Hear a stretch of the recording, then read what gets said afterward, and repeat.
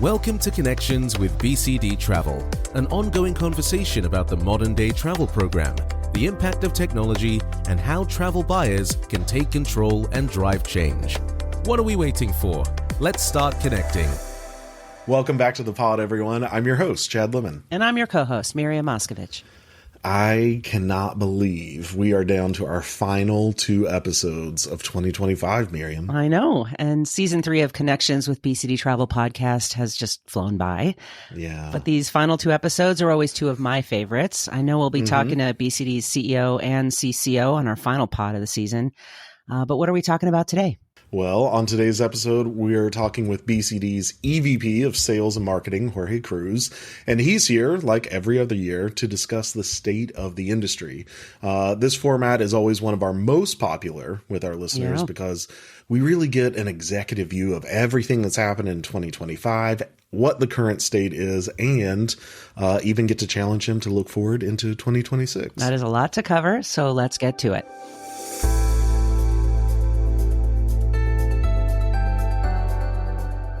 Jorge, welcome back to the pod. I forget how many episodes you've been on, but it's always great to have you with us. Happy to be here. Always a highlight of what I do towards the tail end of the year. That's right. Well, it's no surprise, but our first question is, what is the state of our industry right now? Always jump in with the thought-provoking questions, don't you, right? Could we not kind of slide in with a little bit of true or false to kind of get me settled in, multiple choice? No. Hey, listen, kidding aside, I'm going to say that for me and from my perspective, it's extremely more stable right now than at most any point in 2025.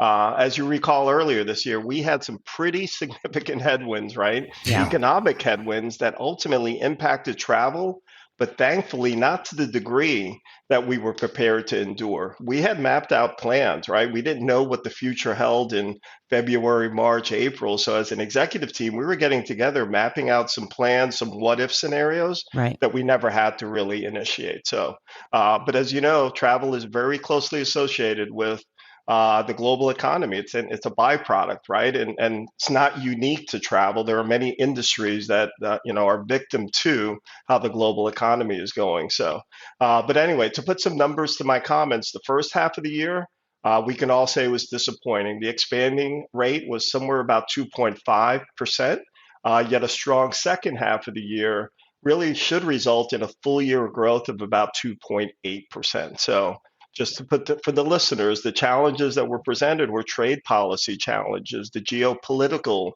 issues, concerns, tensions in the Middle East, Taiwan, and of course, Ukraine and Russia. So from a trade policy perspective, right, there was uncertainty there. There continues to be uncertainty simply because some of the deals that are there could break down or change course.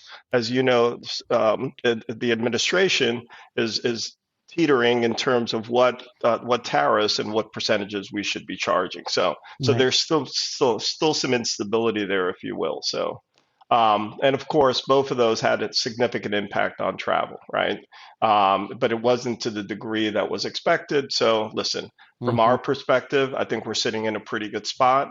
Thankfully for the travel industry and for BCD, I'm going to deem 2025 a success.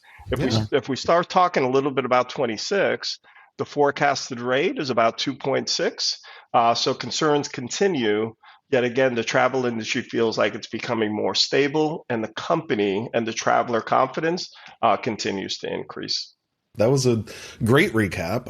But what's your take on 2025 in business travel? What kind of stuck out to you throughout this past year? Great question again. I think some of the things that stuck out for me is that some of the industry had a little bit of a wait and see mentality with so much going on, right? So yeah, for sure. Tariffs, new immigration, visa requirements, again, the geopolitical tensions, those are the economy and the global aspect. Not to mention, when you look specifically at what our travel industry, you had merger activity that finally got approved, right? That was over course of 2 years, competitor announcements with new partners, competitors leveling up, and from my perspective, punching above their weight class a little bit. So all of those things kind of just precipitated a little bit of a wait and see attitude. But I'm happy to report really over the last 2.5 months, that wait and see attitude seems to be behind us, right? We have a tremendous amount of activity with new prospects, and we see an extremely bright future in 2026. We think that activity will continue on into 2026 and beyond. Well, we recently published a new travel market report. I know that you've taken a look at it. What caught your eye on that report? First and foremost, great insight. Listeners need to download the report and read it on their own. But to answer your question, what caught my eye was page 9. If you want to just jump directly to page 9. Got my finger on it. He knew that right away. Right? It's the air trends in 2026, where it lists the 5 trends for travel managers that they need to know of and look out for. I'm not going to share all of them. Please go and download it. But there are 3 that really jumped out at me. One was the value of airline contracts and how they're being reduced. The value is being reduced. The second one is really around new distribution capability and pricing to augmented segments and services. And the last one is that growing risk of travel program leakage. So go download the report, get more insight. I know it's a little bit of a plug for the great work and the output of the team. I needed to throw that in there. Well, speaking of what caught your eye, I'd also like to know what's kind of catching your ear right now. Are you noticing any shifts in what travel managers want to talk about these days? Yeah, it's again, great question. I don't know if there is a change or a shift, but right now we're talking a lot about AI. I won't go into a lot of details around that, but there's a lot of AI related conversations in terms of how are we increasing the traveler satisfaction, the traveler experience, and so forth. There's a lot of conversations about the market competitiveness that's going on right now. So some recent announcements have really caused additional conversations about the what if scenarios, and we can talk about that a little bit as well. Then there's the old adage of, am I talking to a customer and a prospect that's interested in their traveler experience or more interested in the cost savings aspect? And sometimes it's both, but we have clients that are more interested in the experience side than they are in the cost saving side. And then, of course, transparency in terms of agency fees is still a conversation. What are those commercial aspects? Where are the revenues? Those continue to be front and center. And then, of course, we can't get through a conversation without some direct connect strategy and NDC. So in essence, those are kind of the 5. Some of the other conversations are really table stakes. How are you going to service me? Where are you going to service me from? What are your hours? Those types of things. So those are really table stakes. But those 5 are really some of the ones that are at the top of the list. Well, I don't think anyone will be surprised by any of those, but how are you and the team responding to those? Do you want to tackle AI first? Yeah, we of course. For the AI conversation, we're driving those conversations specifically about what we're doing today in terms of AI. Equally as important, it's not just what are we doing today, but what does the AI roadmap look like for BCD Travel and its clients? In addition to that, the old adage from a sales perspective, it's not just solutioning. We're sitting there and listening and learning about what our clients are expecting in regards to AI as well. And what about market competitiveness that you mentioned? Goes without saying that it's a competitive marketplace out there. That's for sure, yeah. Which, by the way, I think benefits the buyer, which I think is awesome, right? So meaning they have choices on who they can partner with based on what they're trying to achieve for their respective travel programs. So my advice simply is to allow time for discovery and engagement before tendering any formal bid process. Allow not just BCD Travel, allow all suppliers to come in and learn about your programs. That's going to give you the opportunity really to find the partner for you that not only has the right capabilities, but is also a good cultural match for your organization. Nothing more powerful than 5 or 6 meetings leading into a best and final that you can really get a feel for who you're going to be potentially doing business with. Well, I'd just like to address sort of the elephant in the podcast studio. Right. The competitive landscape has changed and there's been mergers and partnerships and new innovations. So, what are you hearing about that in terms of what our customers and prospects are saying? The elephant in the podcast. Yeah, I love It's that. barely crowded I in fit. love here. that. Wow, how do you fit? Yeah. So outstanding. So, hey, listen, for the most part, what we're hearing from our customers and prospects is that they want to have choices. They want to have choices around Mm. service configuration. They want to have choices around the booking platform. They want to have choice around expense management. So while, yes, there's been some recent announcements, I feel like they've increased our activity in a really positive way. Hmm. So, Okay. yeah. Well, I mean, that truthfully makes me think, everyone's investing in technology and we're all innovating. But back on episode 1 of this podcast of this year, Alyssa Merlino cautioned all of our listeners to not really be distracted by the shiny new objects and new announcements, but to really take a deep look at the big picture when it comes to what your TMC brings to the table. Does that perspective play into what you were just saying about changes and the managed travel landscape, and where does stability come into play here? First of all, Alyssa rocks. So Yeah, Yeah, she I does. mean, yeah. so Queen of she's the podcast Yeah. so around listen, here. so I'm just happy to be associated, at least Yep. by connection of she did a Right, podcast and I did right. one because she really rocks. So yeah, so where does the stability play here? Yes, for sure it does. I'm going to start with saying that we, the TMCs, have to do a better job of communicating our value proposition to buyers. Mm. I think we're starting to get into this world of, what is the value of that TMC? We've heard from numerous consultants that are out there, hopefully listening here, that we need to do a better job in terms of our value proposition and really driving that message to the buyers so they see the value. So, but to answer your question a little bit more surgically, some think that years of experience is a bad thing. I'm kind of addressing that shiny new penny, if you will. So some think that years of experience is a bad thing. And by the way, I would agree with that comment, but only for those agencies that haven't continued to invest in their companies and drive innovation, Oh, right? So, okay. Hot take. Yeah. yeah, so it's kind of, well, wait a minute, I agree with that, but only if you haven't sat there and invested, right? So for BCD, as you know, we have 45 years of proven work, proven body of work, and continue to invest in our future and the future needs of our clients. You know, for years and years, including COVID years, our CapEx expenditure was more and greater than any other TMC out there. So even in tough times and in great times, we continue to invest money back into the organization for the better good of our organization as a company, but also for the future needs of our clients. So, and it's all with the mantra of choice being open. You have to be flexible and really solution set for each client based on their needs, not the needs of BCD Travel.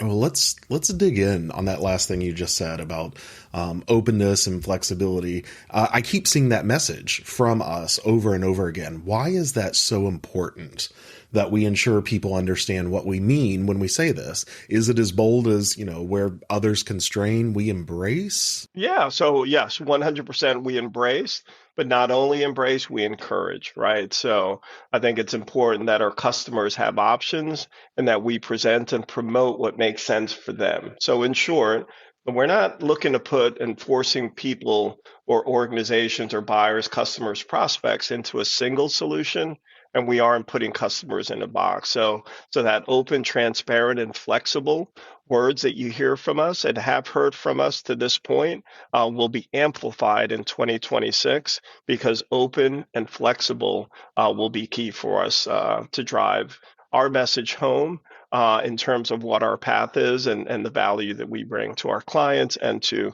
hopefully some prospects as well. Okay, let's shift gears to 2026. What's new or noteworthy that you'd like to mention about next year? I'm not sure about new and noteworthy, but I do have three comments or three data points. First of all, I think we need to continue to watch the global economy, right? So Mm-hmm. where we go as they go, as the global economy goes, they being them. So listen, we've got to keep our eye on things that are happening and so forth. So, but for me, I think it's going to be a year of continued focus on AI and an increased focus and its applicability to the travel industry. So we have to keep pace. We have to lead the pace and lead the evolution into AI, and we'll continue to do that. And then the last thing that I think will happen is based on the activity that we've seen in RFPs towards the middle to the end of this year, I think it will be a year of increased number of buyers that are evaluating their providers and ensuring and validating that they're with the right supplier, agency, hotelier, car. So I do think we need to get ready for an increased number of engagements, discovery meetings, best and finals as buyers, as they should, evaluate some of their suppliers for the future, for future fit, if you will.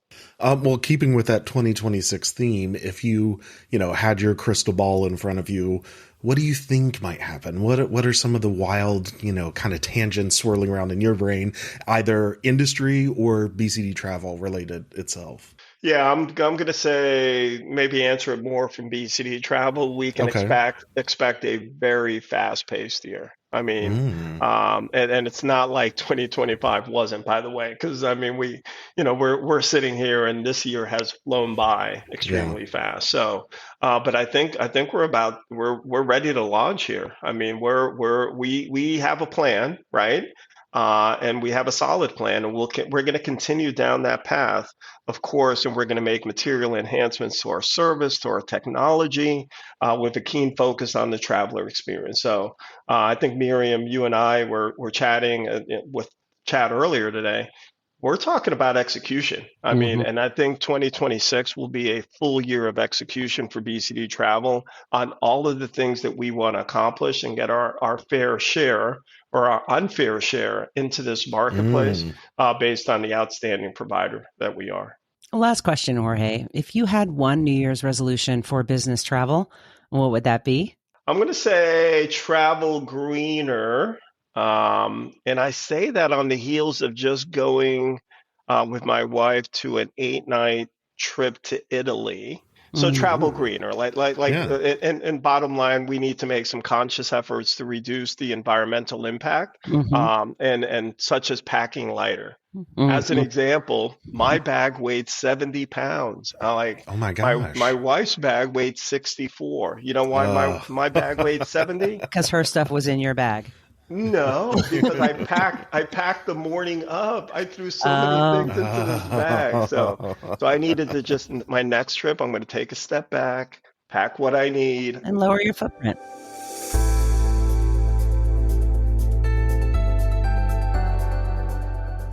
Well, Miriam, what's your hot take on 2026? What do you think we'll see? Well, I'm working on a big AI project now, and I think 26 is going to be a year of maybe some bot looky-loos. Enterprises are developing their own bots. I think we're soon to have individual employees and companies using Copilot, creating their own bots. And because we've got a commerce platform that's relatively elegant to plug into, I think that we're going to see some looky-loos. I think we're going to see some bots from unexpected builders and developers saying, hey, we want to help with travel in some way.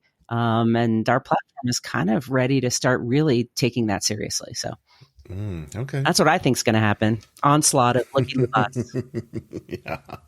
Well, I guess we'll just have to wait and see. That's all for this episode, everyone. Be sure to tune in to our final episode of Season 3 coming up next.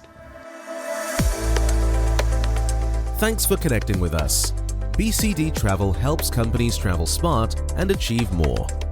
We drive program adoption, cost savings, and talent retention through digital experiences that simplify business travel. Learn more about the topics you heard on this episode by visiting bcdtravel.com/podcast.